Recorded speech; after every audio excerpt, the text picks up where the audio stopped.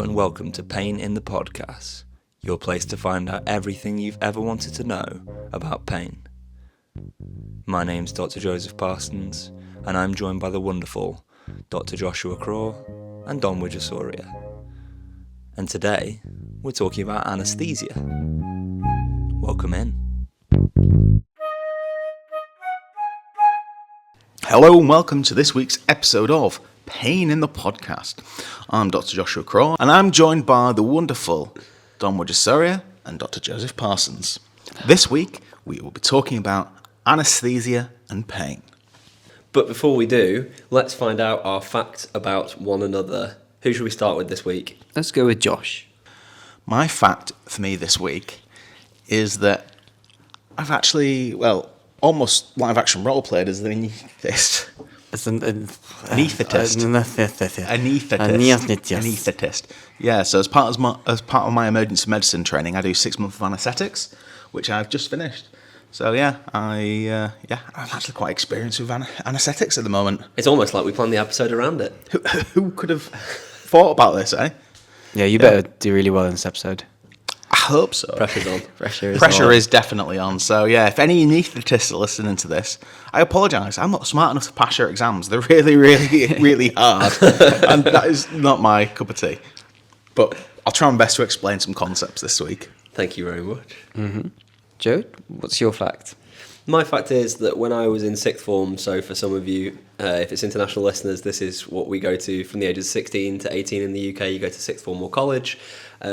College is for better. Lunch, would eat half a pack of plain white tortillas and a punnet of grapes most days.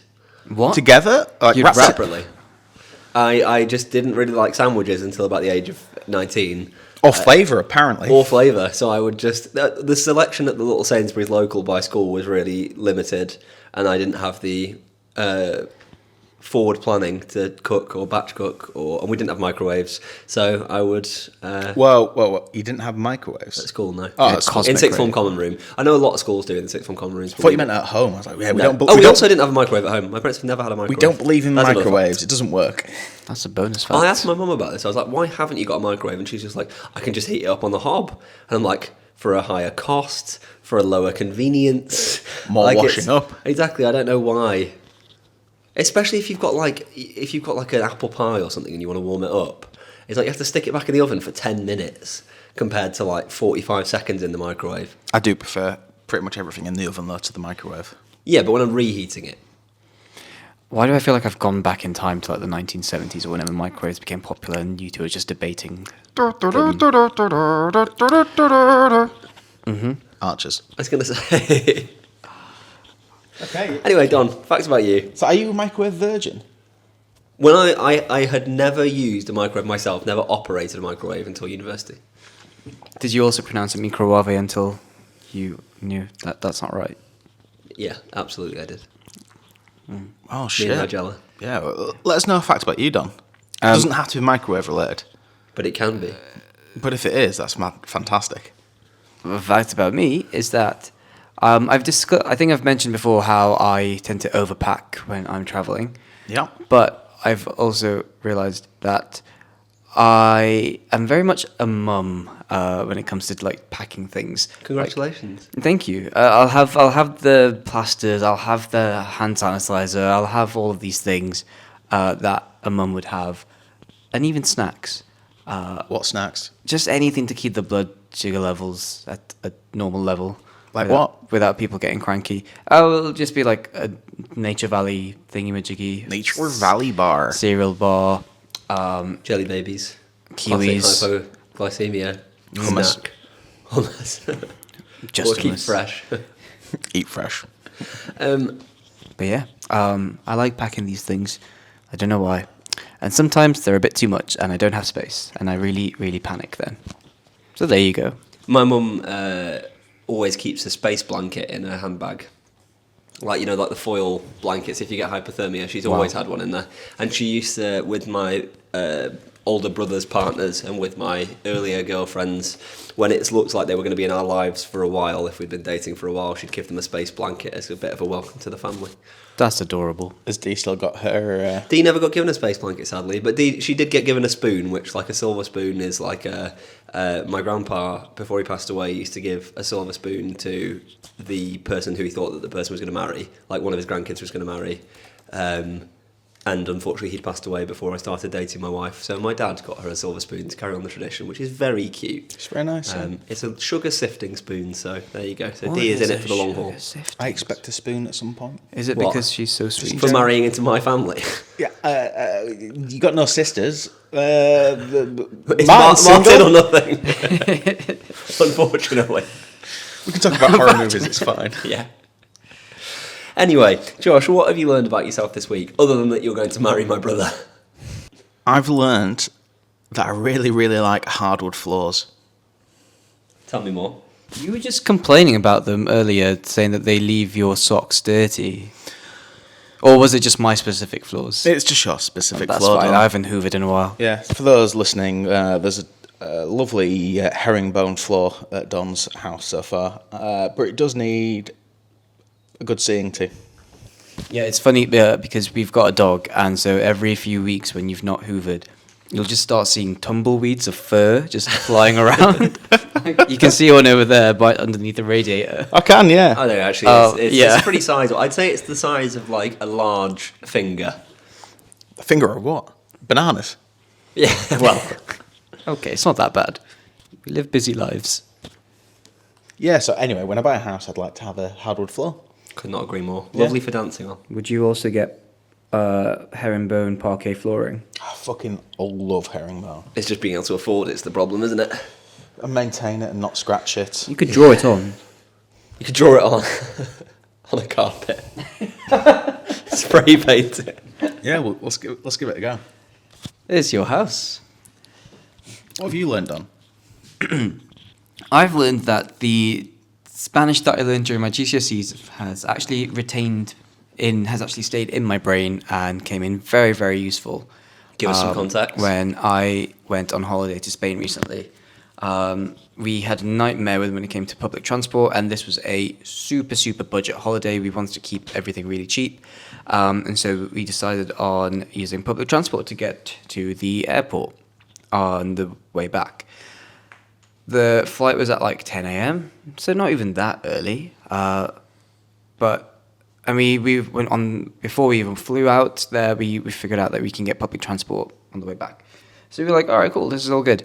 The night before, we look it up. There's absolutely no public transport in the town that we were staying in. Shit. Everything was just coming up, just nothing. And so the panic set in, and I was like, let's just walk. Let's just walk to the airport. How long would it have taken? A 6-hour walk. Oh, God. With suitcases? With a backpack, yeah. With my broken back.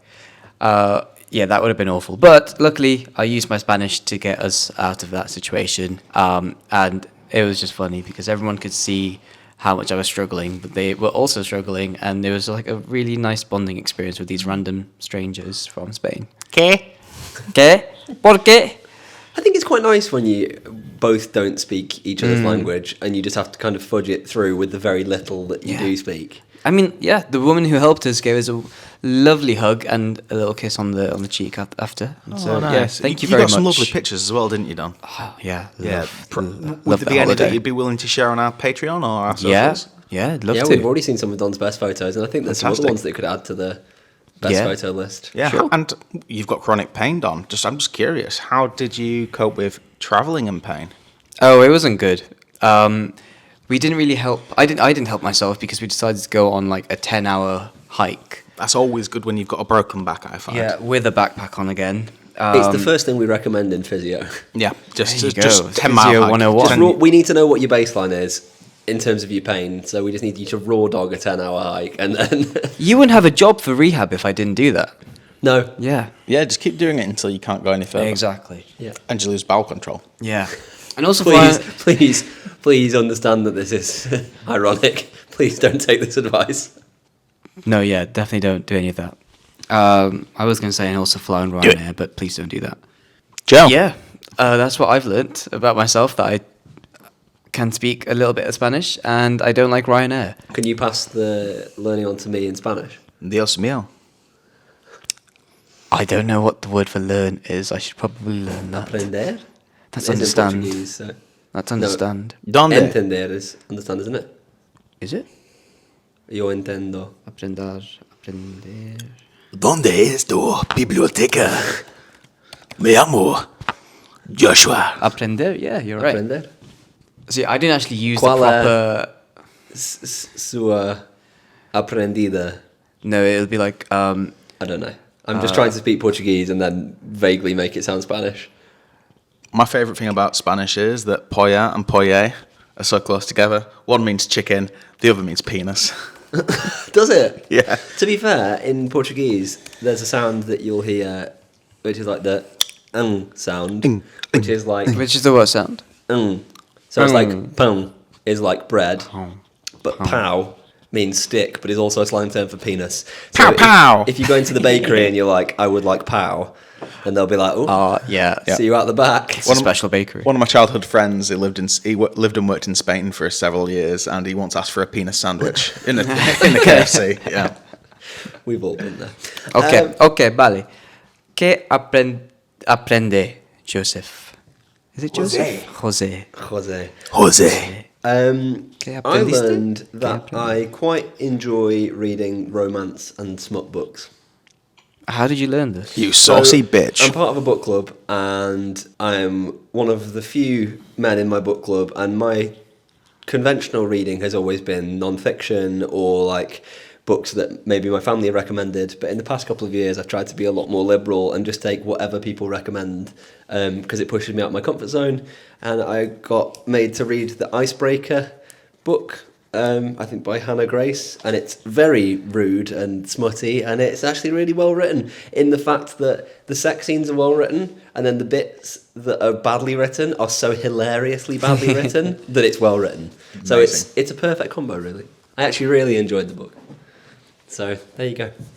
That's my learning about myself this week. I don't think I've ever read a smutty book. Oh, my friend. Any book can be smutty if you try hard enough. I don't want to know. Maybe not. So let's move on then to the topic of today's episode. And we're going to be talking about anaesthesia.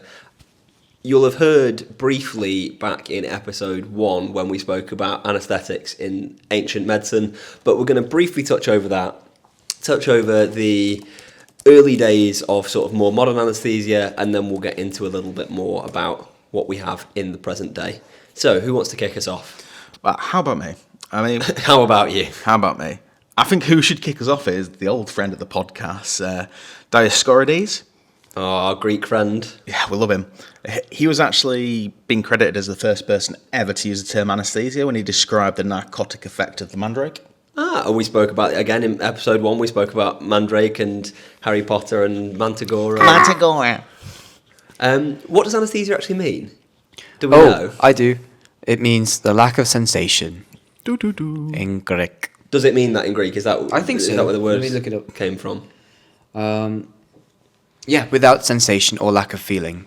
Well, there we go. Very close to the Greek name Anastasia, which means resurrection. Oh, Does it? Anaesthesia? Yeah, Like spelled Anaesthesia? Yeah. Wow. The more you know. The more you know, indeed.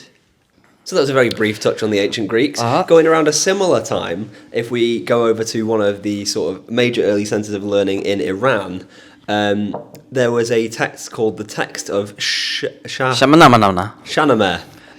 which describes general anaesthesia being used in Iran around 500 BCE. And they would use a combination of things called cannabis and camphor in order to knock people out. And it wasn't just then.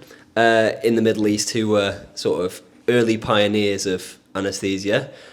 Other friend of the podcast, Ibn Sina or Avicenna. What sort of stuff did he use for anaesthetics? Yeah, so he was like, do you know what? We'll just mix a load of stuff up that's quite fun. So, yeah, some bit of opium, bit of henbane, bit of mandrake. That leaves people unconscious. Who knew? Yeah. Ibn Sina did. But if he decided that he wanted another opium-containing anaesthetic, what else would he give to knock people out? If he didn't have any henbane and mandrake on hand... He'd become a bartender. He'd just mix up some drinks. Oh, yeah? What did he make? So he'd use cannabis, ergot, I don't actually know how to say this, atropine. Atropine, yeah. We Yeah. give that to... atropine is interesting because we still use it today. We use it to increase heart rate. Is it digoxin? Atropine? No. No. What's increase. that? What does digoxin come from again? Foxglove. Oh, I can't quite remember. It might be foxglove digoxin. Either way, Anyway. we digress. So yeah, he'd use atropine, ergot, cannabis, and opium, all dissolved in a wine and given as anaesthesia. Nom nom nom. And then what did he use to wake them up? See, this is what confuses me. They'd use vinegar, but what do they do with the vinegar? Do they like drench them in it, spray it on it, spritz them on it on the patients? Spritz. Just a little vinegar spritz. Yeah. Or like just sniff it, stick a little bottle under their nose. Josh just did like a side-to-side head shake like he's on a Tresemme advert, which I thought was quite nice. Can we, for the Patreon, Josh, can we spritz you with vinegar while you do that? I'd much rather you didn't. It burns. Speaking of the Middle East, I was watching a really, really interesting Instagram reel talking about how the Middle East got its name, the Middle East. And it made so much sense. And it kind of made me rethink what we should call the Middle East. Is it because it's in the middle of the east? When you use Britain as the centre of a map. When relative to England, to London, yes. So very much tied to colonial roots. And so a lot of people in the Middle East don't like that term. And there was one woman who says that she's now going to call London the Middle West. And I just thought that was really funny. In all fairness, the Americans have no right to call anything the mid anything, because they say Chicago's in the Midwest, despite the fact it's clearly on the east side of the country. Yeah. Just because you hadn't fully gone and manifested your destiny hard enough yet. Just because you hadn't fought the Mexicans in a war yet. Doesn't mean that it's the middle. It just, come on, America, rename it. It's the Middle East. Chicago is slap bang in the middle of the Middle East. I will hear nothing. I will hear no arguments to the contrary.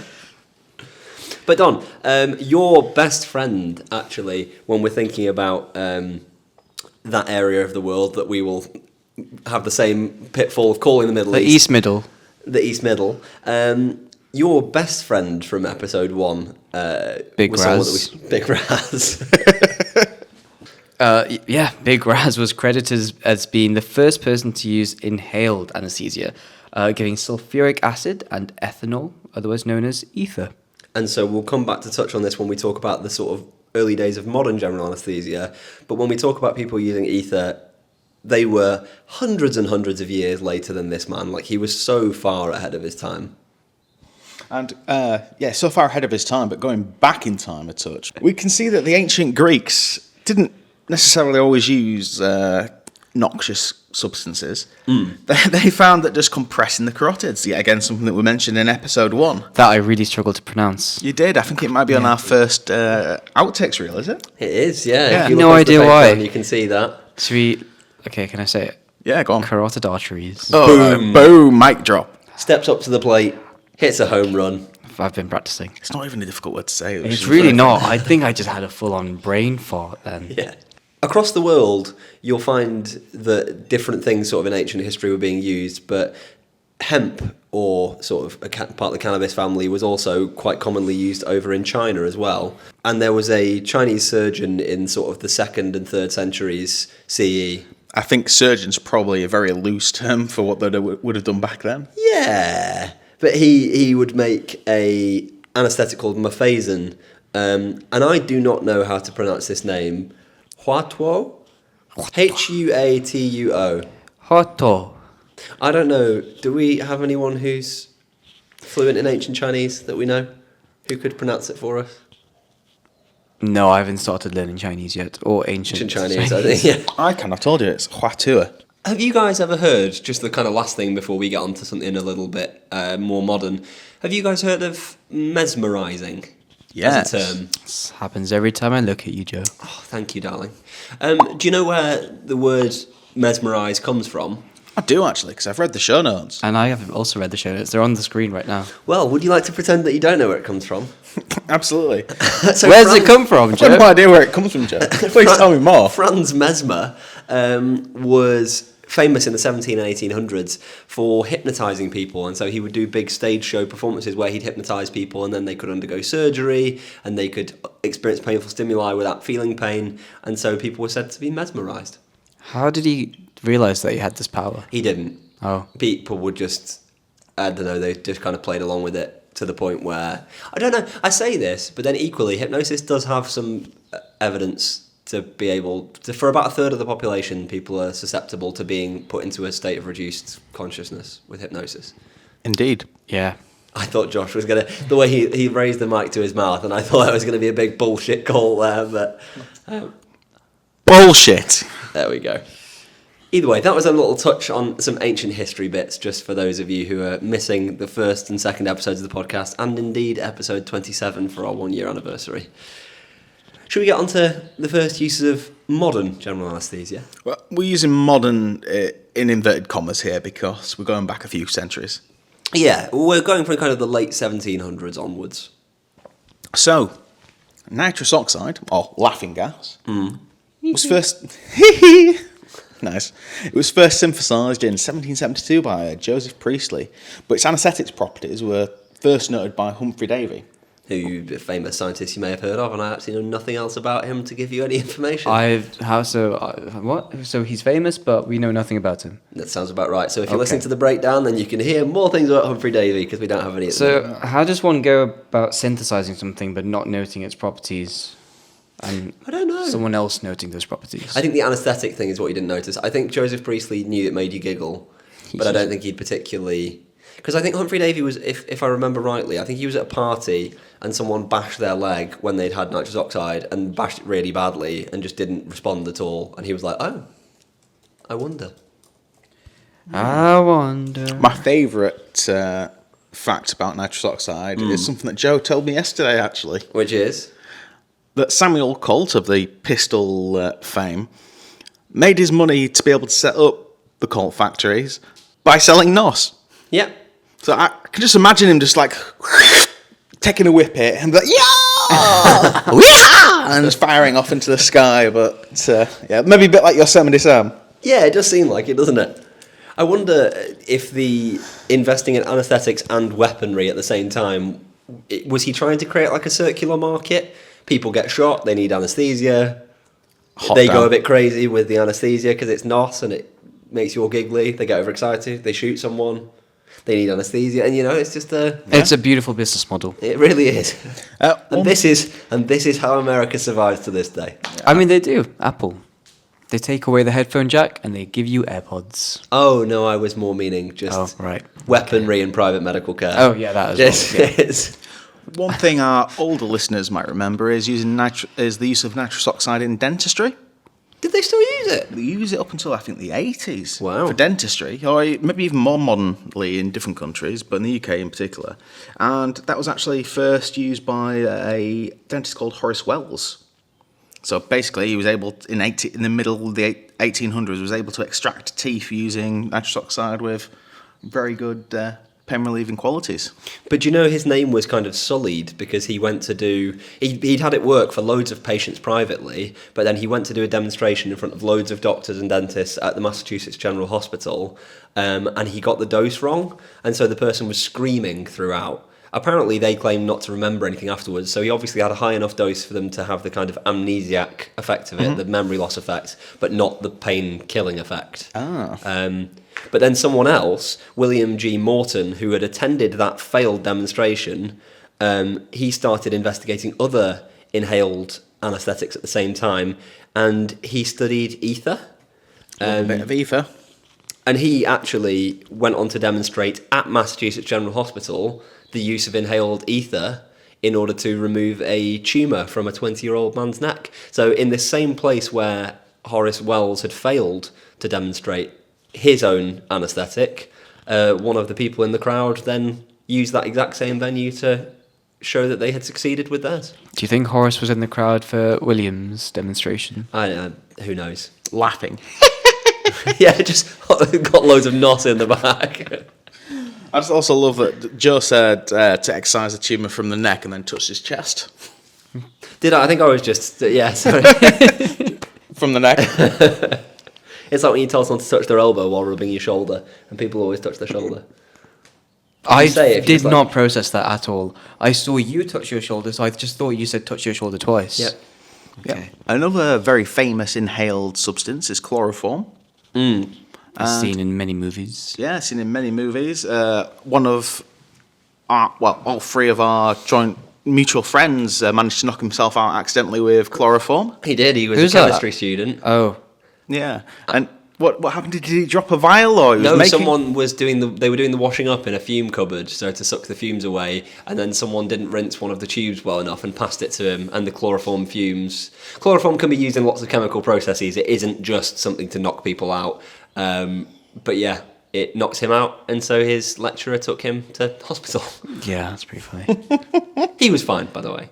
The lecturer.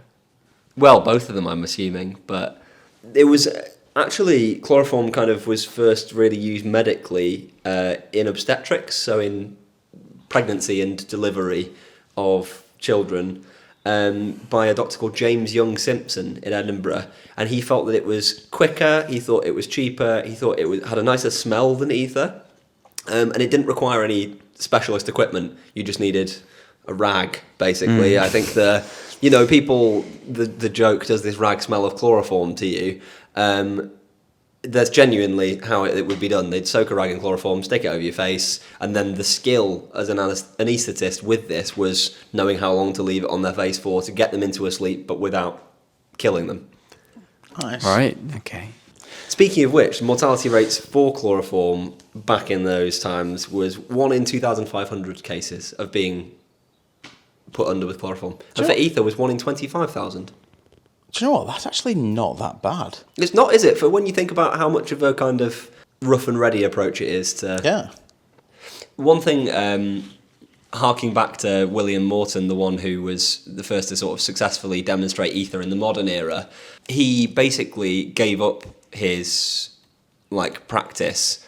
I believe he was a doctor.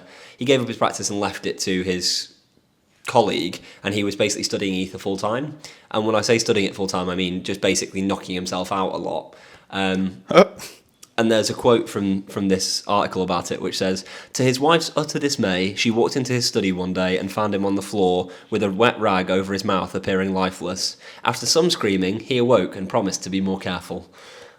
Oh, crikey. Yeah. Sounds like he was a bit addicted to that. Possibly. There were ether parties. That was quite a big thing Oh. around that time, is that people would just go and... Incredible. Sounds like an opium den almost. Yeah.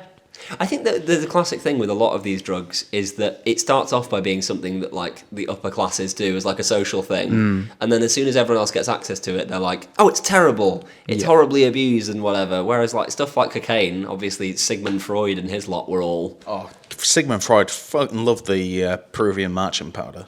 I don't think I've ever heard it being Me called neither. that. Have you not? No. No. Okay. Speaking of the Peruvian marching powder, Cocaine, by the way. when was that sort of first demonstrated to have the ability to be an anaesthetic? I think we've mentioned in previous episodes that cocaine can be quite a good anaesthetic. Yeah, I think it was 1868, and it was demonstrated by injecting it into frogs' legs. Was it a Frenchman that did it? I think a Spaniard, possibly. He's called Moreno y Maiz. Oh, I was just saying French because of the frog legs. Oh. Yeah, good point. Yeah, this is our special delicacy. That was how they got people to eat at their restaurant. They were like, "Oh, you will love the frog's legs." Because they're full of cocaine. You will come back for more and more. Yeah, so one of my favourite things about the history of cocaine is it's You used... nearly fell into the same trap you fell into in episode 1, which was saying one of my favourite things about cocaine. is that it was used in dentistry for its anaesthetic properties. So if you look at a 1980s cop movie where they find some cocaine, they get a bit on the finger and rub the gums, the reason that they're doing that is actually a scientific reason other than just cocaine addiction. They're rubbing it on the gums because if the gums go numb, then they know it's cocaine. So there you go. Yeah, Yeah. Cool. It's also an incredibly good antitussive, so it stops you from coughing. So back in Victorian times, you used to be able to get, I think I mentioned this in episode 1 maybe, you used to be able to get lozenges that you'd suck on, so then it'd numb your throat so you wouldn't have a sore throat anymore. Wow. I mean, that's just effectively what they call Tyrosettes. The sprays. No, Tyrosette What's lozenges. You can't get them anymore because they've banned them because they had a mild antibiotic in them, and I understand why they would ban it because of that, because they don't want antibiotic resistance to develop. But was it benzocaine? One of the cocaine family that was in Tyrosettes, I think. Well, it's anaesthetic, isn't Some it? local anaesthetic, Local yeah. anaesthetic, anything ending in cane. Yeah. Wow. So there you go. But when you're thinking about sort of anaesthesia more generally, obviously what Josh is talking about there is a local anaesthesia. But some of you might have heard of things like epidurals. Yeah. So spinal anaesthesias. Do you want to talk us through what a spinal anaesthesia would be, Josh? I've always wanted to know more about epidurals. You hear it all the time Have in you? like TV Okay. shows and stuff, like medical TV shows. Perfect. And I've never really bothered to look. I can talk you through a spinal epidural, like what many women have during childbirth, but also that we use in surgeries, even including hip surgery. So what happens is first of all, you do a full assessment of somebody to make sure that it's safe to do. You check the clotting, coagulation, all that to make sure they're not going to bleed into the spine. How do you check that? Blood tests. Okay. So what we do is you put a needle into their spine and you break through the fibrous layers until you get into the epidural space. Okay? So this is a space which connects all the fluid from your brain going down into your spinal fluid, okay? So cerebral spinal fluid. And within that space, you inject some local anaesthetic. And what that does is, the level that you do it at, so let's say L4, for example. So sort of the part of your lower back, your lumbar Yeah. spine, alpha lumbar. You inject it into that and it bathes the nerve roots, so the starting of these big nerves, in the local anaesthetic, and it numbs them. So you get loss of sensation from that level downwards. Down. Okay. So if you imagine if you're halfway up your back, Yeah. like the level of your hips, if you're giving birth, you're not going to feel anything below that. Okay. And that's what an epidural is. That's what an epidural is, yeah. Why is it called an epidural? Because It's in the epidural space. So the dura is a layer of your meninges, hence the word meningitis, when you're getting infection of that. So the meninges have the dura mater, a layer of the meninges, and the epidural space, epi is around. Or above. Yeah, the This dura. makes sense now. Cool. So there you go. And one of the first drugs, in fact, the first drug to be used for spinal anaesthesia was, in fact, cocaine. Cocaine. It's just in everything, isn't it? It is. It was back in the day. Yeah, medication. I'm talking about drinks. Beer, Great segue. not the alcoholic beverage, but I'm assuming German scientist. August Beer was using this in the 1880s and 1890s to produce this spinal anaesthesia. And he wanted to better understand the effects of cocaine. And so what he did was he offered himself up as a subject for his assistant, also called August Hildebrandt. And Hildebrandt did a lumbar puncture on him and tried to inject cocaine into his cerebrospinal fluid, but failed because he couldn't find the right size syringe. And so then they swapped roles, and he injected his assistant, Hildebrandt, and managed to find that he had no pain below that level, just like Josh said. And so he subjected him to some stimuli to check whether he couldn't feel pain, such as needle pricks in the thigh, hitting him in the shins with an iron hammer. And, Jesus Christ. and it gets worse, I quote, strong pressure and traction on the testicles. Okay, that feels kinky. Which I also love that he was like, yeah, I'll let myself volunteer for this. Yeah. I also like the idea that he really didn't like his assistant and so gave him all the wrong equipment. So he was like, oh no, there's not a needle of the right size. We'll just have to swap roles. Oh, but this needle is the perfect size for you. He says, snipping together. There you go. But so that's kind of a little bit about how older anaesthetic would work. Like in those early days, from the 1840s onwards, that's where we started to see this introduction of anaesthesia. And before that, that's where you see this idea of surgery being as quick as possible. So you'd have people trying to do amputations as fast as physically possible so that the people didn't have to tolerate the pain for long. So one of my favourite facts, well, surgical facts from surgical history is that there was once a surgery that had a 300% mortality rate. How is that even possible? Well, I'll tell you. So I can't remember the name of the surgeon. I've looked at Robert Liston. I've just Googled it Robert now. Liston. So there was Robert Liston, who was a surgeon back in Victorian times, and he was famed for having been the quickest at amputating.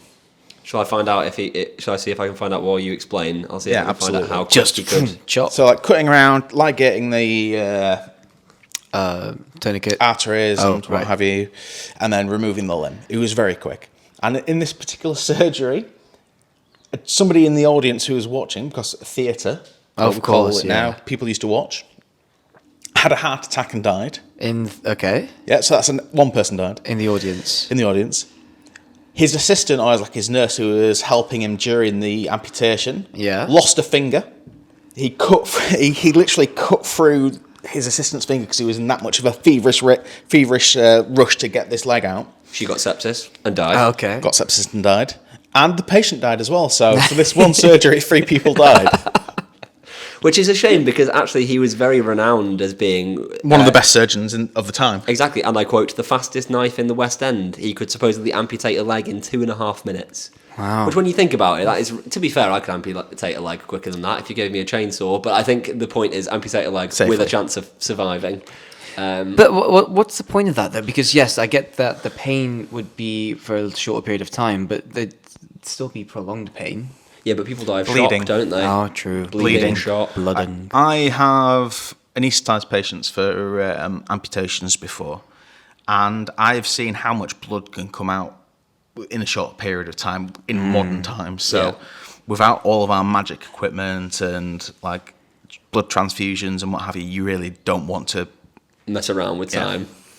Yeah, I think one of the most interesting things that I learned as of researching this episode was something from Josh when he was on his anaesthetics rotation, which is that we don't really 100% understand how anaesthetic works, even today. There are many different types of receptors. We've talked about many of these in previous episodes, such as GABA receptors, where benzodiazepines act, but also things like propofol, which is a very modern anaesthetic. There are glycine receptors, nicotinic acetylcholine and NMDA receptors. These all show different sensitivity to general anaesthesia. However, there's over 300 protein targets that can be found in all. So it's a very complex sort of system around where these drugs act. General anaesthetics tend to increase activation of inhibitory postsynaptic channels, or inhibit activation of excitatory synaptic channels. This is particularly pertinent in sodium channels. So these are the channels that are involved in making your nerves fire. So basically what the anaesthetic is either doing, or our understanding of it, is that the things that make your nerves fire get switched off, and the things that switch your nerves off get switched on. Exactly, that's right. Now, a lot of different anaesthetics, their potency correlates with how soluble they are in fat. In fat, so if it's more soluble in fat, it's going to get metabolized quickly. It's going to take effect quicker. If it's more slow, then it's going to be more slow. All to do with solubility. And we still use volatile gases as well. So inhaled medications. So it's all about the partial pressures within the lungs. So how much pressure of that gas can you get into the alveoli so that they can then get transported into the blood and take effect? The alveoli are the tiny little sort of bubble wrap shaped little cases where all the oxygen goes when you breathe it in, and then that can sit close to your blood vessel so that the oxygen can transfer across into your blood and the carbon dioxide can come back out again. I used to think it looked... I might be wrong here, but I used to think it looked a lot like the cross-section of an aero bar. 100%. That is Aero actually chocolate. a way better description. Okay. Yeah, like an aero bar. That's what your alveoli look like. Or a bunch of grapes. Yeah, well, exactly. And tortilla wraps.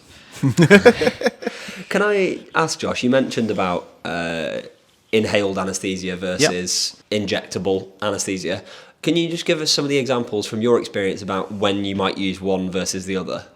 Yeah, absolutely. So it all depends on what type of surgery it is and your aims for that surgery. So, first of all, I think it's good to explain what we actually want from an anaesthetic. There is a triad of anaesthesia. So 3 key points for a good anaesthetic. 1 is hypnosis. So can it put you to sleep? Second is analgesia. So is it good at blocking pain? And the third is paralysis. Yeah. So stopping you from moving. Because obviously, if you just randomly start moving on the table when someone's doing open heart surgery, You did. Yeah, that is one key aspect, but also more importantly from an anaesthetic point of view is quite often we want to control your breathing because we're giving you high doses of medications that can stop you breathing. What we do is we need to intubate, and your body's really good at not letting things go down your throat. Yeah, so if we paralyse you, your vocal cords paralyse, so that we can then go, rather than going down your stomach, which would not be a good idea, we can go down the trachea. That's it. Yeah, so we can go into the lungs, not too far into the lungs, but we can do that and then we can ventilate the lungs. So paralysis is very important. one thing that is interesting though about paralysis, we'll touch more on the side effects of anaesthesia later on, but when you have these anaesthetics, particularly inhaled anaesthetics, they can actually paralyse things called cilia. So what you imagine that these are like little fingers inside your lungs, tiny little fingers inside your airways, and they basically pulsate, like watching seaweed in the water, you know, where you see it flop backwards and forwards, and they create what is called a mucociliary escalator, which is basically where these cilia, these little fingers, sweep the mucus up your airways so that you can cough up gunk, basically. Why is this episode turning into like a biology lesson? It does seem like it, doesn't it? I'm just remembering so much from biology, and I never chose to do biology for A-levels. I was not really interested in it, but this is bringing back so many memories. Before you even explained what cilia was, I just had an image in my mind of like, you know, the connectors in Avatar, in Blue Avatar. Oh yeah, it's exactly. It was like, like it looked that. like that, just floating about in the air, and mucus. Yeah, I remember that. Why? This is crazy. I never remember anything. We should have given BBC Bite Size as a source for this, shouldn't we? And so these cilia, they can also get their activity stopped by inhaled anaesthetics. And so that can mean that these things aren't basically pulling up all of the mucus from your lungs. And so it can mean that you're more vulnerable to chest infections. Indeed. But either way, back to you, Josh, talking about anaesthetic, injected versus inhaled. Yeah, so we got effectively, are we doing TIVA, so total intravenous anaesthetic, or are we doing inhaled, so gas? Okay. It all depends on, first of all, how long the surgery is going to be, state of the patient, so are they critically unwell, how quickly we need to do anaesthetise somebody, so if they've eaten, for example, all these sort of things play into it, and it is the role of an anaesthetist to decide which way is the appropriate way. Also, we might have patients that are allergic to specific medications or have had bad reactions in the past, so we need to avoid certain medications. Okay. When you say about how quickly we need to anaesthetise someone, is it quicker with the injected anaesthesia or with the inhaled one? Generally. Well, the thing is, it's whether we want to do what we call an RSI, so like a rapid sequence induction. So if somebody is rapidly crashing, deteriorating, and it's an emergency sort of thing, we do an RSI. So we give a big dose of intravenous propofol, for example. We give a big dose of muscle relaxant like rocuronium.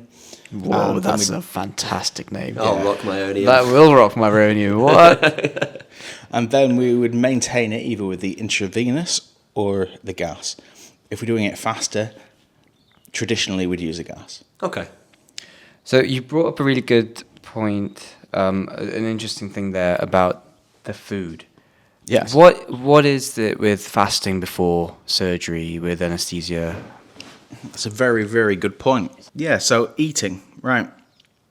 Important to do. I know how to do that. Yeah, the reason why you have to have an empty stomach is when I anaesthetise you, there's a risk that you're going And just you wait, he's going to.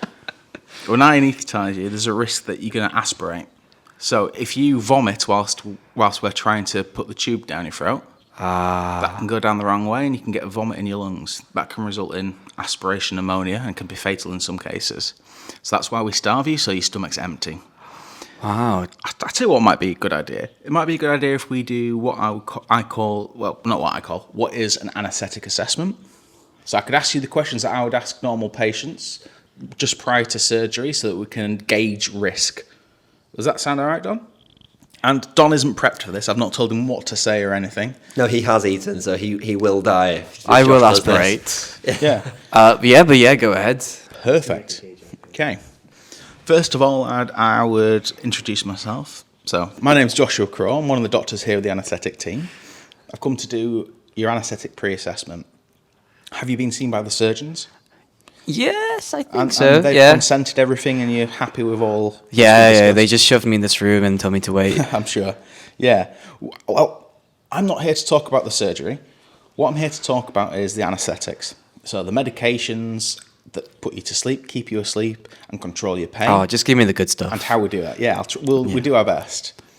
Part of that is I need to talk about your past medical history, your past surgical history, and any other surgeries that you might have had in the past. And then we'll talk about the risks involved with anaesthetics, because any medication that we give you that works has potential side effects. If anybody tells you otherwise, they're lying to you. Okay?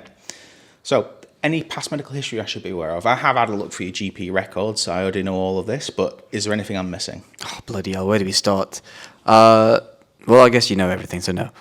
So I understand that you've got some should I- issues with your back and you've got some issues with your nose. Any other issues I should be aware of? Any issues with your heart or your lungs at all? I had a little period of costochondritis. Okay, yeah. Before that, I can't remember. I know I did have to use an inhaler when I was younger. Not used it in the last several years, though? Nope. No hospital admissions because of asthma or your breathing at all? Nope. Fantastic. And no issues with your heart? Just broken. Just broken heart. Oh, no, I know the feeling, trust me. Takotsubo cardiomyopathy. Yeah. Sorry, that's where you literally die of a broken heart. Yeah, so, any acid reflux at all? Yes, actually, now that I'm getting older. Yeah, how Yeah. often does that affect you? Multiple times a week. Multiple times a week. Are you taking anything for that? No. No, you're not. Okay. Any vomiting at all in the last few days? In the last few days, no. Okay. Well, any other health conditions that we've not discussed that you think might be important to let me know about? No. Okay. Have you ever had surgery in the past? Yes. What surgery have you had? So when I was little, I had surgery on my eyes. I don't really know what it was called because I was so young. Okay. But it was just to correct my squint, lazy eye, Okay. that thing. And then I guess the next surgeries were, if I'm right, the ones that I've had on my nose. So 2 rhinoplasty, turbinoplasties. Okay. And was you put to sleep for those I operations? was for all of them. Did you have any issues with any of the medications at all? Afterwards? During, afterwards, any at all? No, I don't think so. Perfect. And any family history of any really bad reactions to anaesthetic agents? I'm talking about the type of reactions that you would know about, so they'd be No. very, very severe. No. No, so nothing like that. Perfect. I think it's important now that we talk about any medications they might be on because they might not react very well together. Are you on any medications? Nope. Fantastic. Excellent. And are you allergic to any medications at all? I don't think so, no. No, so never had any bad reactions to any medications we give us? No. Are you okay with penicillin? Yes. You okay with things like ibuprofen? Yes. Amazing. Love the stuff. So, I think that covers everything that I wanted to talk about in terms of your past medical history. I think what makes sense now is for us to discuss the risks. So, as I said before, anything that we do from a medical point of view that works can have side effects. Anaesthetics, we're giving you a medication. It might be a medication that you've not had before. There is always a risk that you might have a severe reaction to it. That risk is very low. It's about 1 in 8,000, so 1 in a football stadium full of people, okay? So you could have a bad allergic reaction. Now, I've never actually seen that happen to a patient that I've had. We monitor you very closely so we can see within seconds if you're having a bad reaction and we can treat you appropriately, okay? You're not allergic to anything and you've had surgery in the past, so I don't think you're going to have any bad reactions to this, okay? One of the common side effects of the medications that we give you is post-operative nausea and vomiting. So you might be vomiting, you might feel like you're very sick buzzing. All afterwards. right, okay. Yeah, it affects about 1 in 10 people. The way that we prevent that is I'll be giving you 2 medications whilst you're asleep. They're very strong. One's called dexamethasone, one's called ondansetron. They're very potent anti-sickness medications, so they should help minimise that, okay? Yummy. Now, you're having an operation. pain is to be expected afterwards because no operation is going to be completely and utterly painless. Ouchie. We'll give you very strong through the vein, so intravenous medications whilst you're asleep, and then afterwards, when you're in recovery, we'll give you more of those through the vein medications to help control your pain, okay? Oh, so I don't get the gas? Not whilst you're awake. Oh. Yeah. Now, we will be putting you to sleep, okay? Part of that involves controlling your breathing. So we will be putting a tube down your throat. You'll be completely asleep at this point. You won't know this is happening. Is that why when I wake up, I always have a scratchy throat? It could be due to your acid reflux. When you go to sleep, what we'll do is we'll put some pressure on your neck. That's just to stop any stomach contents coming up. Your throat isn't used to having a tube down it. For a couple of days afterwards, it might feel like you've got a bad sore throat, okay? Very rarely, when we put the tube in, about 1 in 2,000 people, can cause damage to your teeth or can cause loose teeth to come out, in fact. Do you have any loose teeth or dental issues? Hold on, let me just check. Any missing teeth, No, I'm dentures, bridges, crowns, caps, anything like that? Nope. Amazing. So it's very unlikely that that's going to happen, okay? One thing people are quite concerned about is something that we call awareness. So that's making sure you stay asleep so you don't wake up during it.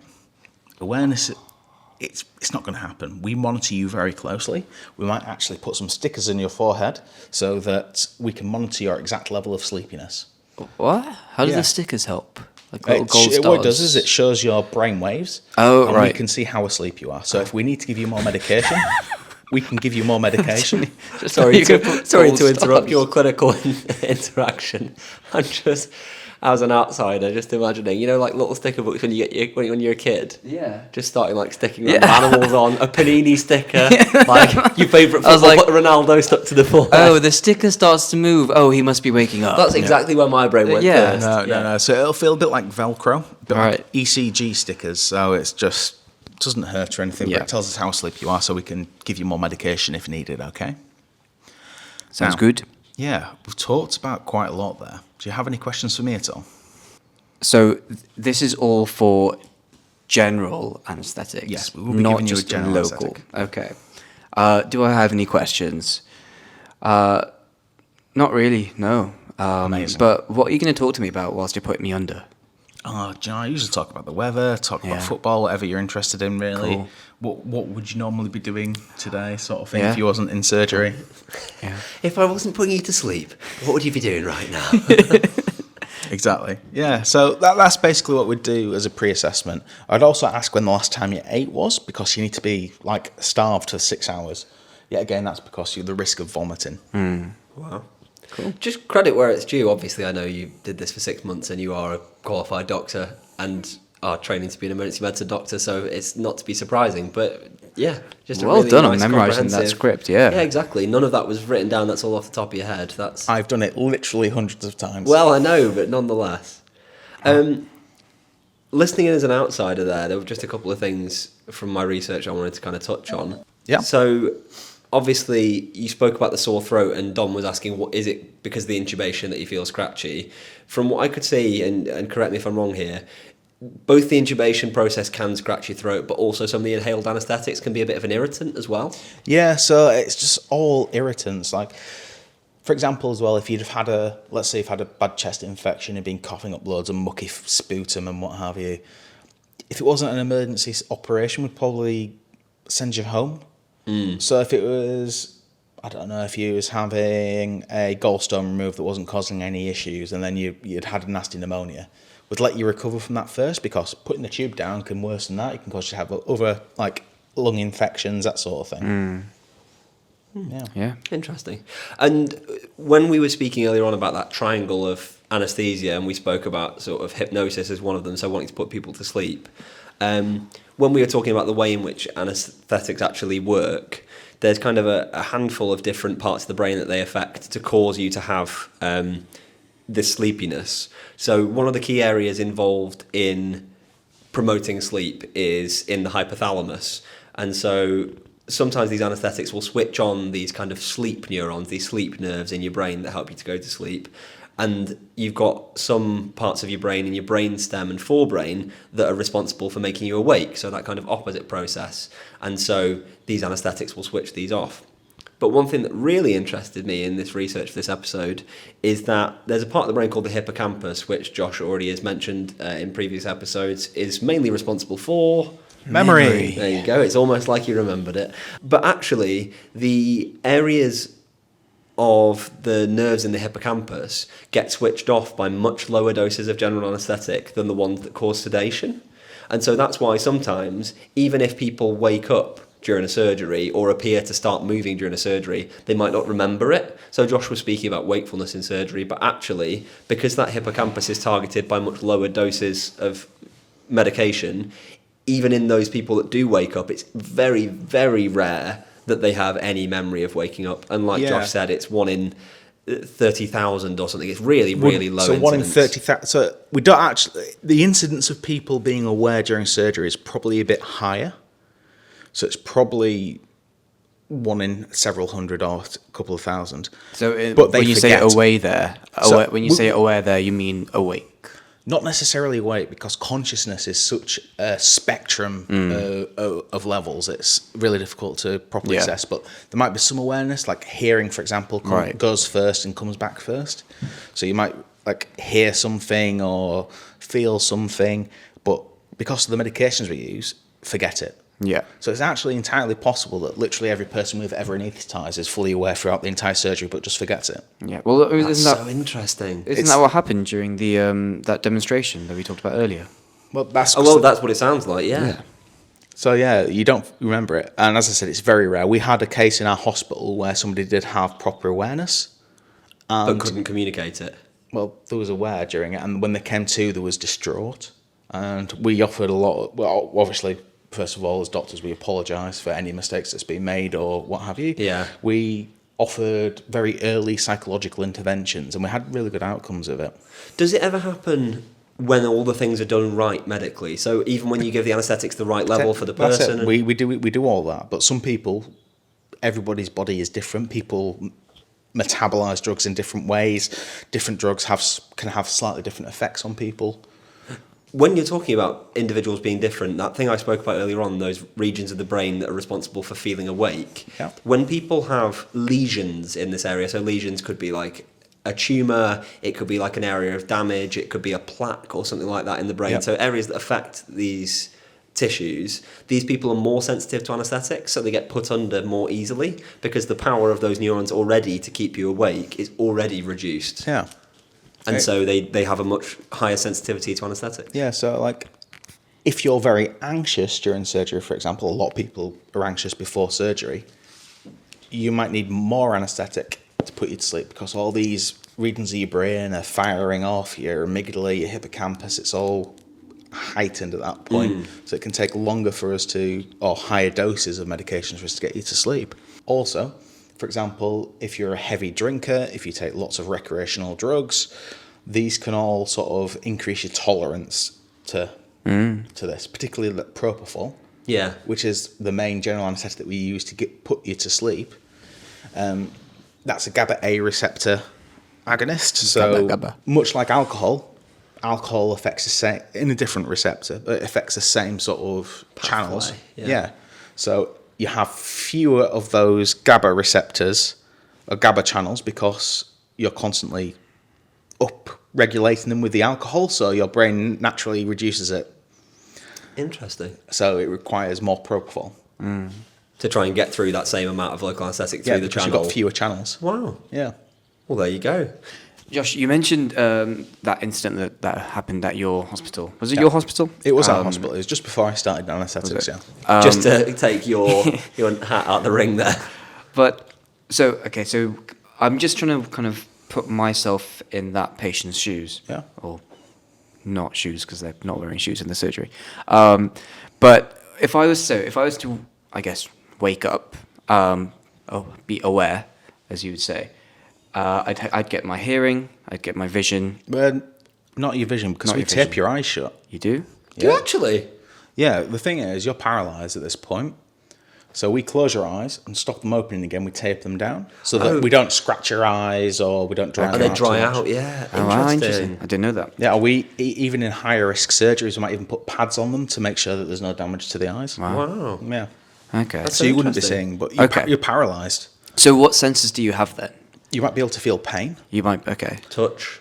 Right, yeah. Pressure, pulling, tugging. That Also, sort of if thing. you're having like an orthopedic surgery, like if anyone ever gets Hammer, the chance hammer, to watch hammer. exactly a hip replacement or a knee replacement, there's particularly hips, lots of hammering, I mean- lots of heavy duty power tools. Like it really is. It's a very skilled profession, but it's very brute force. There's kind Yeah. of like a gym bro attitude among Well, some ex-rugby lads, pretty much, Yeah. is a typical stereotype. big, but- strong, bulky people. Wow. The thing is, we can do this awake, though. You can have an epidural, like we talked about earlier, and you can have hip surgery. So if you're very high risk, you're old, you've got a lot of comorbidities. Yeah. We don't think that general anaesthetic could be good for you. So Yeah. like, you've got issues with your lungs, you've smoked for X number of years, which is what I forgot to ask you, Don, but I would also ask about smoking status, any recreational drugs and alcohol as well, because that all Yeah. plays a part.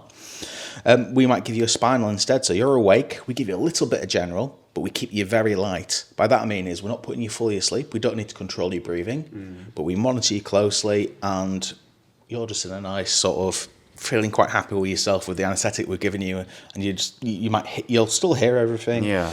But yeah. No, I'm just I'm just struggling understanding why, unfortunately for that patient, they were It's so it is very distraught. rare. Yeah. Like that's maybe one patient every few years in a hospital. Yeah. How would I react if that happened to me? You don't know. It'd be very distressing, I assume. It would be distressing, yeah. Because there is what we I call implicit and explicit awareness. Mm-hmm. So explicit awareness is you remember everything, you remember what happened. Yeah. Implicit is something just feels off. Like it's at a deeper level that you don't know, like subconsciously almost. Yeah. So you might just feel a bit weird after the surgery, that sort of thing. Now, we're talking about this, and this is I think there's actually a horror movie about this as well. Oh, God. It's so incredibly rare. Please Yeah. don't let Yeah. this put you off surgery. Oh, yeah, I didn't realize that would do that. No, it wouldn't do that for me because I've had very good experiences of surgery. Yeah, exactly. And this is why we have this conversation and that discussion before the surgery, so I can put your mind at rest and we can answer any questions that you might have about surgery. Yeah. No, that's really important. So what I mentioned is putting those stickers on your head, didn't I, Don? Yeah. So if we're using what we call TIVA, so intravenous anaesthetic, which is continuous, we use what we call a BIS monitor. We didn't used to use this, but it's come very much into vogue. So what we do is we put some electrodes that feel a bit like Velcro, here, here, and here. I'm pressing on my forehead. Here. And what that does is it monitors the brainwaves and it gives us a number.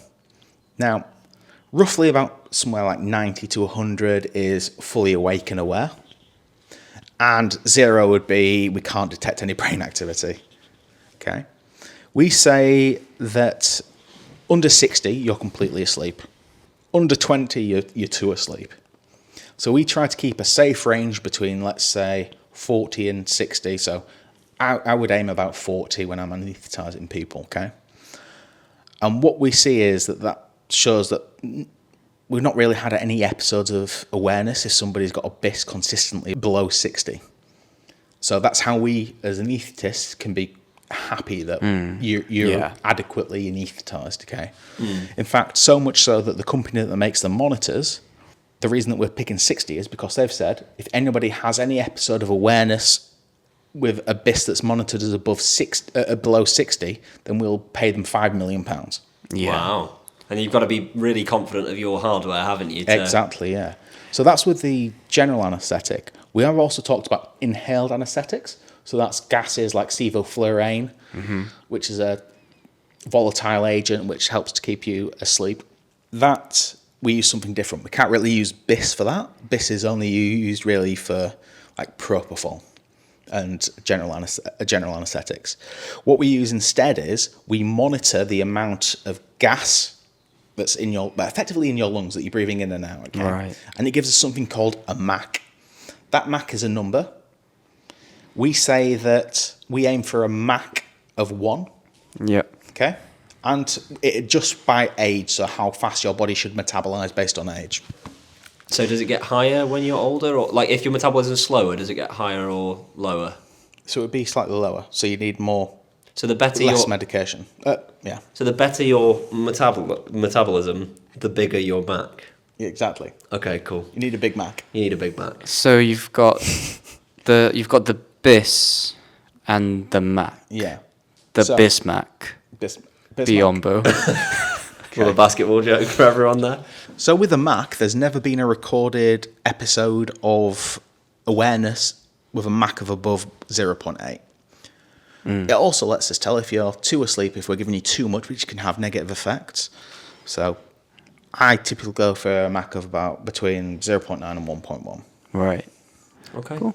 That brings me on to a really, really interesting kind of aspect about surgeries. And I've always been interested in how they develop these machines. How do they develop things that can sense these, I guess, attributes, characteristics, whatever you call them?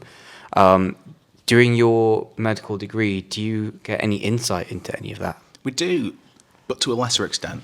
If you was to become an anaesthetist, okay, you have to learn about all of these for your exams. Like anaesthetic training in the UK, their exams might be the most difficult medical exams in the world. Really? Genuinely. Wow. Like so much so that like the pass rates are incredibly low. Like it is incredibly difficult. Like you have to learn about all the physics of how gases act in different pressures.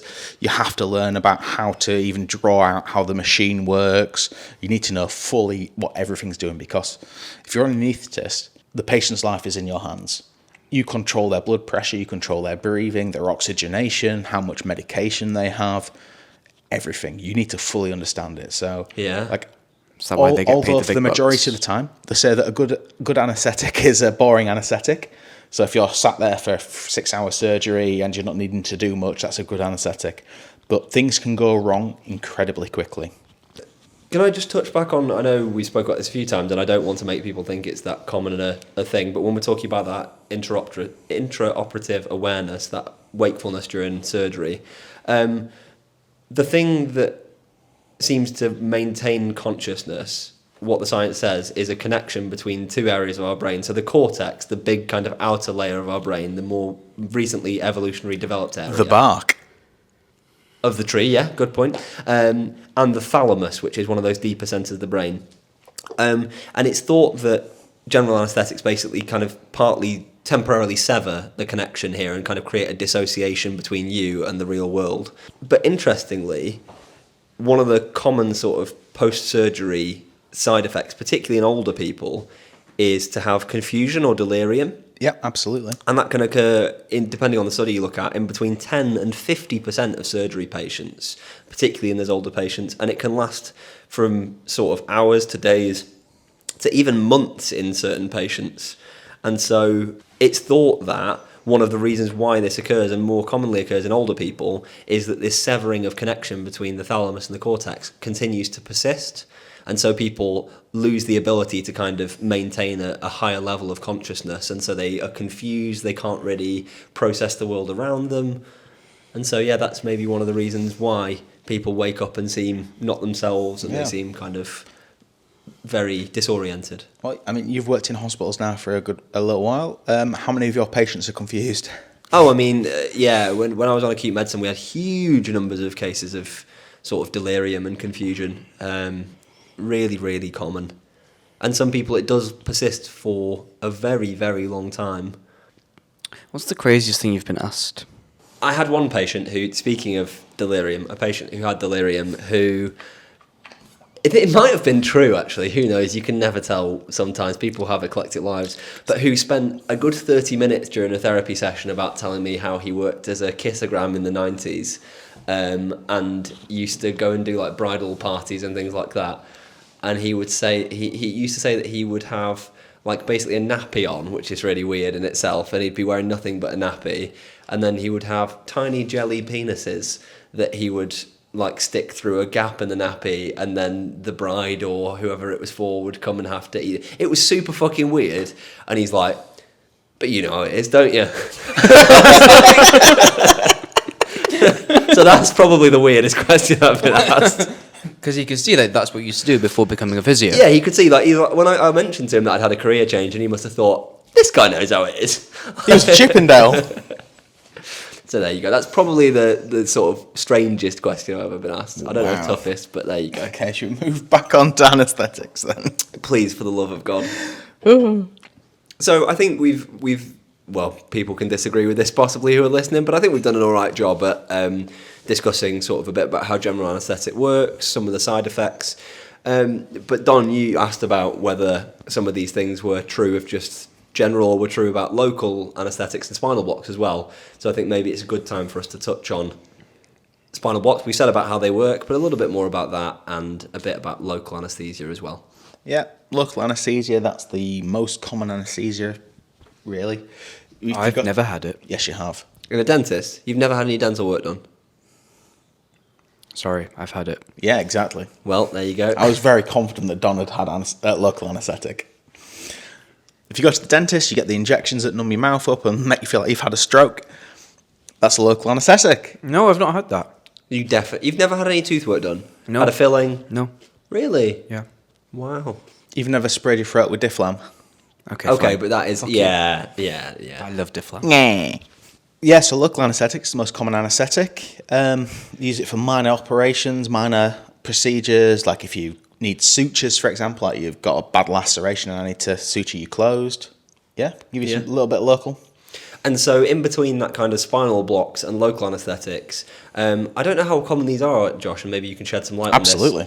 Peripheral or local nerve blocks where people inject a specific nerve with local anaesthetic. Yeah. How common is that? Very common. It depends. If surgeries, for example, particularly in trauma and orthopedics, so if you're having, like, let's say, an operation on your knee, we might do what we call an adductor canal block. I did one of these a few weeks ago. We use an ultrasound. We look at the nerve that we want to paralyse. We go in with a big needle, inject, and numb the specific area. If you have a fractured hip, we might do what we call a fascia iliaca block. That numbs your entire hip area effectively, and it's very good for pain relief. We can do ring blocks. That's where we numb a certain area of a finger, for example. So like we almost, not quite injecting the knuckles, but close to numb a full finger. We can do erector spinae blocks to help with pain after rib fractures. These are all nerve blocks that we can do. And I'm guessing, maybe I'm wrong about this, but I'm guessing that localised nerve injections probably come with fewer potential side effects than general anaesthetics. Yeah, again, everything that we do as doctors has risks. So, infection, we make sure everything's sterile so we don't introduce an infection into somewhere. Risk of bleeding, so we use ultrasounds so that we make sure that we don't hit veins or arteries. Nerve damage, if we hit a nerve, it can cause pain, shooting pain. That can be temporary, last a couple of days, or it could be permanent. So you could lose control of your hand, for example, if we hit the wrong nerve. Very, very rare, and we're very careful that we don't do that. I was going to say, from the studies that I could see, just to kind of put people's mind at ease, with spinal or regional anaesthesia, these kind of like particular nerve blocks, it's really, really rare. They couldn't even give numbers because it's so rare that there's permanent neurological injury, and temporary nerve injuries where there's been sort of damage to the nerve but it will heal over time is between 0.01 and 0.8% of cases. So Yeah, between, so 1 in 120. Yeah, something like Less that. All than. the way down to 1 in a 10,000. Yeah, it's so rare. Yeah. Yeah, and those are the main issues. I mean, there's other risk factors involved, which is you could have a bad reaction to the local anaesthetic, so you could have anaphylaxis, very rare.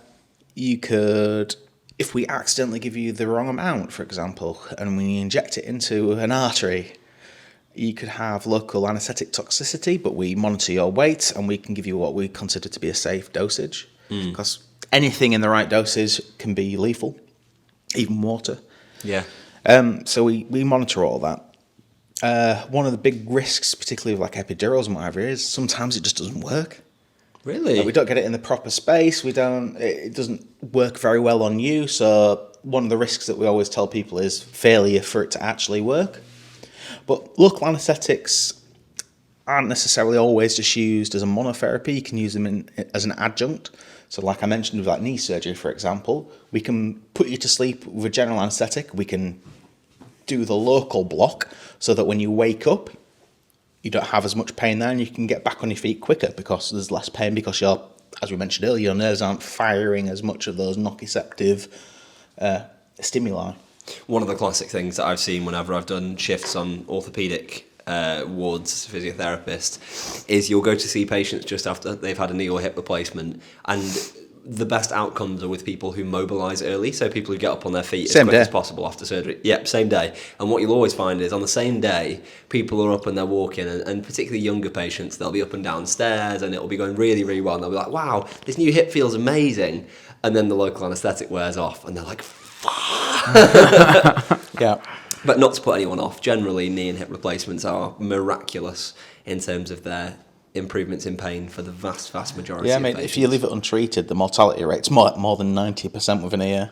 For what, sorry? A hip fracture, if you leave it untreated. Oh, for a hip fracture. I'm talking about elective Oh, yeah, people who elective, need a hip yeah. replacement because of osteoarthritis. But yes, very high mortality. So there is also a way, we've talked about the doom and gloom and the risk factors. There's a way that we as doctors and healthcare professionals can minimise negative outcomes. So to reduce the risks, what we do is we do safety checking. That's of equipment, of personnel. We do what we call a stop before you block. So every patient that we're putting a block in, we check it's the right patient. Like a nerve block, you mean? Yeah. Yeah, okay. We check it's the right patient. We check we're doing it on the right side. We're checking the dosages, and we're making sure that this is the right patient, effectively. Can I just check, is this apocryphal? There's a story about someone having the wrong leg amputated. Which is why when you go to surgery, the surgeons will draw on you with a big Sharpie. But is it actually an true arrow. that once happened? It can happen, yeah, like wrong testicle removed. Oh, God. Like ovaries removed accidentally, it's wrong patient. Like, we do what we call the World Health Organization checklist beforehand, but we double, triple check all these things. Wow. You'll get asked your name and date of birth a lot before an operation. My mum, when she was training to be a doctor and she was working in hospital still, she did a rotation on surgery, and she said that there was a surgeon in her hospital in the 1970s who was famous for, you'd go in for any abdominal surgery and he'd just take your appendix out. Like, because he was this was just what he did. He'd take your appendix out, take your gallbladder out. Obviously, this would not happen today, would not be allowed to happen. That would not fly. He was preventative. Well, I say preventatively. I think in his mind, he was preventatively like, well, you can't have a gallbladder infection if you don't have a gallbladder. You can't have an appendicitis if you don't have an appendix. So he'd go in, he'd be there doing like an ovarian cyst removal, and then we'd be like, we can get rid of this. So he's a minimalist. He was like a Swedish furniture shop of. He was rewriting evolution. That's crazy. He was just making a little collection of appendixes. He'd get struck off so hard. And safe to say, my mum did not contribute to any of these operations, and was very sceptical around the ethics of this. But there you go. Some old boys back in the day, I think, were doing things that you definitely wouldn't fly nowadays. Speaking of ethics, I was just thinking how just awesome it is that we get all of these anesthetics and that we don't have to feel this pain, because I feel like For the majority of human history, you've had to feel that. Yeah. When the fuck did that change? We And just who said that. changed It was it? like Victorian times, didn't we? Just Exactly. literally No, talked about the history. No, but who? Why did they feel like this should be, especially with something like the NHS? Would you like to know something truly horrific? Go on. Up until about 20, 30 years ago, we thought that like infant newborns didn't need anaesthetics for surgery. What? Because people said that they Couldn't feel pain. Yeah. Oh. This was like a myth that, like, basically they can't communicate their pain, so they must not feel it. Wow. Yeah, Wowzers. exactly. Oh, you were. Either way, let's get back to the positive things. Josh, you were talking about how we can make sure that these operations remain Yeah, safe. so those safety check and checklists, they reduce anaesthesia-related deaths by 36%. Documenting equipment checks, that's another 39% reduction. Having anaesthetists in theatres, 54% reduction. I've never, in my trust, my hospital, every hospital I've worked at, you always have to have an anaesthetist in a theatre. It's just standard. Why do they call it an operating theatre? Because it used to be a theatre. It used to be a theatre, people Oh, watching. fucking hell. Entertainment almost like a Victorian fancy. What also reduces by 56% is having the same anaesthetist throughout the operation. So that continuity of care where that anaesthetist knows what's happening and there's no sort of miscommunications there. Absolutely. Presence of anaesthetic nurses, that's 59%. So we have ODPs and anaesthetic nurses where I'm working. So ODPs are effectively, they help you with all the anaesthetic stuff. They're not doctors. Most of them aren't nurses, but they do a degree to... They're an allied health professional, Yeah, an and they're allied health specialists professional. in That's the right the word. operating department. Yeah, and having 2 people present at the time of waking, that's a 31% reduction. So you can see if there's any mistakes or if there's something not quite right. Is that just because you've got more of a chance of spotting? So if one person's there, they might not spot an error, but 2 people, you've just... When we're waking somebody up, we're taking that breathing pipe out. That's actually one of the highest risk times within the entire operation. What, in that they might not be able to breathe yet? If they're not breathing in like spontaneously or independently still. It is very safe, but just in terms of risk, it's a bit higher.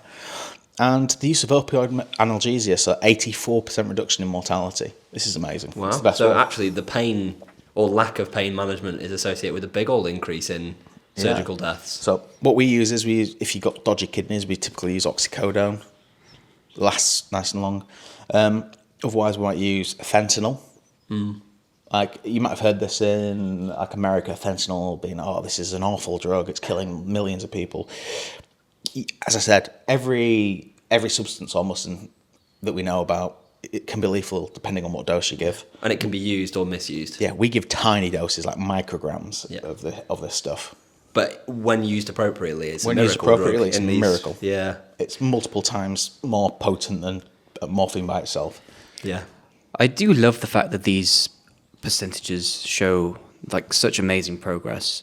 Oh yeah. But it is absolutely. concerning to know how they got these percentages. Like, how did they measure these? What went wrong for these? Exactly. So they were looking at percentages to mortality. They were occur? looking at mortality rates where they did versus did not have these things in place. Yeah, and that's how concerning. they've- Oh, what? As in Just the fact that we had to go through that process to get to this stage. Well, that's what science is. That's what isn't it? science It's is, yeah. Trial and error. Yeah. it's all iterative. It's all building Yeah. on the shoulders of giants, so to speak. who have not made it. But in those rare cases where people do die as a result of anaesthesia, there was a sort of study that compiled anaesthesia-related deaths from 1999 to 2005, and they found that 46.6% of the deaths were due to overdose, 42.5% were due to adverse effects of the anaesthetic at a therapeutic dose, so things like allergy to the anaesthetic, Yeah. or for some reason it affecting a person in a way that it wouldn't affect most people, stops their breathing, for example. And then the other 3.6% of deaths were due to sort of issues with pregnancy or obstetric care that occurred during the operation. But the mortality rate for anaesthesia is about 0.4 to 0.8 per 100,000 surgeries. So Very, very rare. what's that? One in a 10 million. 10 million? 1 in a million, 1 in 10 million. Yeah, incredibly low. And so hopefully throughout this episode you've realised that although we may not fully understand how anaesthetics work, we have sort of general ideas about the principles and the parts of the brain that might be affected, and we know a little bit more about what some of the risks might be and how these risks can be managed. But for those of you who maybe still have any anxiety around surgery, those of you who are waiting surgery or waiting for a loved one to have surgery, I think, Don, you had a look at something on the Royal College of Anaesthetists about anxiety around surgery. Yes. So the Royal College of Anaesthetists recommends a lot of kind of practices, including mindfulness, meditation, visualization, breathing techniques, and yoga to reduce anxiety prior to surgery. And we've covered a few of these things on our mindfulness episode. So if you want to know more about that, go check it out. But yeah, interesting. Visualization's quite interesting.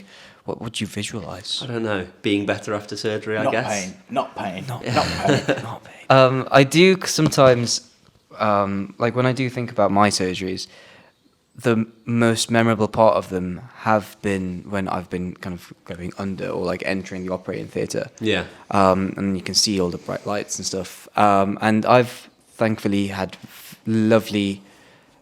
I don't know, who is it that talks to you? Is that the anaesthetist, or is that a nurse or someone? I don't know. Whomever. Whoever it is. I usually make jokes. Yeah, I love it. Like, I had a really nice conversation with one of them until I couldn't remember the rest of the conversation, but I'm sure things went well.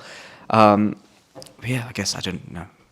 That really helped me with my anxiety. Not that I really had a lot of anxiety going into them, but yeah.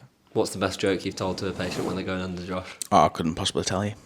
I'd have to kill you. And we're just going to sleep. If you count back from 10, please. 3. And you're drifting. Oh, shit! No, I wouldn't do that. Yeah, it's funny as long as you're not the person on the table. Is there anything else you guys want to add?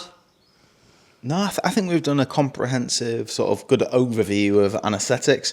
We may have a follow-up looking at specific portions of this, but yeah, if anybody's got any questions, fire them our way. I still don't quite know how local and general anaesthetic works. Neither do I. And that's the whole point, is we don't really understand. Like, how does it stop where it stops? You know? Gravity. Yeah, Okay. gravity. If you inject someone at a certain level of their spine, it just goes downwards. Which is why you can't have them like legs up, put a spine on, so go And it goes stop into your head breathing. and stop you breathing, yeah. Okay. Yeah, so don't do that. So now we've answered that question. Any more questions before we finish, Tom? But like when you said at the dentist, right? But then the rest of your body isn't, you know, it's But just you're not your injecting mouth. it into your spine or into your artery. You're Okay, putting it that's into a true. local area. That's true. Local anaesthetic. It's gone completely over my head. And Yeah. if it's gone over your head at home, then you're very welcome to email us and ask any questions on paininthepodcass@gmail.com. You can find us on social media at paininthepodcass. If you want to find out more, you can listen to our episode of The Breakdown next week, where we will be going a little bit more into detail about things that we spoke about in this episode. Yeah. And to finish off with, we will do our book review. And this week it is a book called Be Patient by Tilly Rose, which on the front cover is compared to This Is Going to Hurt, except from the patient's perspective rather than the doctor's. And it is a phenomenal book. It is both hilarious and heartwarming and heartrending. It's just, it really, everything about it is just so good. It's incredibly well written, and if you're someone who, because of their condition, has to spend a lot of time in hospital or knows someone that has, it can really put you into the shoes of what it's like to be a patient, particularly in the NHS. So cannot recommend enough that you have a read of that. It was a 9.5 out of 10. Ooh, high praise indeed. Which I think is possibly the highest we've ever had Yeah, so far. on here. I give it a 6. You know, it averages out. And so with that, we will see you, if you're on our Patreon, for the breakdown in a week's time. And if not, we will see you in a fortnight for the next episode of Pain in the Podcast. Thank you for listening. Goodbye. Ciao.